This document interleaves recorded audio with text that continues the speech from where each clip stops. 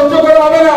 ইসলামকে রাষ্ট্রীয় ক্ষমতায় প্রতিষ্ঠিত করে আগামী দিনে সাম্য মানবিক মর্যাদা সামাজিক ন্যায় বিচার প্রতিষ্ঠায় আমি হব সর্বোচ্চ ত্যাগী কর্মী। ঠিক কিনা বন্ধুগণ? সেই দীপ্ত শপথ গ্রহণ করে আমরা মাঠে নেমে পড়ব। প্রতিটা বাড়ি পাড়া মহল্লায় পরিপূর্ণ দ্বীনের দাওয়াত ছড়িয়ে দিব। আজকে অনেক মুসলমান অবাক করা বিষয়, ওয়াতাসিমু বিহামদিল্লাহি জামিআন ওয়া তাফাররাকু, এই আয়াতের দাওয়াতও পরে এখনো পাইনি।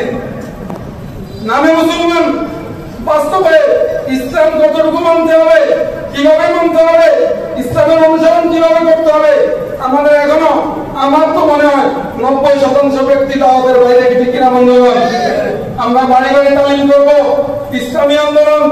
আজকে প্রতিটা স্কুলে, প্রতিটা নুরানি মাদ্রাসায় কোমলমতি শিক্ষার্থীদের মাঝে আমাদের মোহতারাম প্রধান অতিথির ভূমিকায়, সিংহভাগ ভূমিকা দিনার আমরা কোমলমতি শিক্ষার্থীদের মাঝে হাদিয়া বিতরণ করছি। আপনারা জানেন কিনা? আমরা রোজাদারদের সম্মানে বিভিন্ন জায়গায় ইফতার মাহফিলের আয়োজন করছি। রামগঞ্জের প্রায় 30,000 লোককে নিয়ে ইসলামী আন্দোলন আলহামদুলিল্লাহ ইফতার মাহফিল আয়োজন করছে। পাশাপাশি প্রায় 5,000 পরিবারকে কাঁচা ইফতার সামগ্রী দিয়ে এই রমজানের আমেজ, রমজানের এই অনুভূতি আমরা শেয়ার করছি। আমরা এটার মধ্যে সীমাবদ্ধ থাকবো না।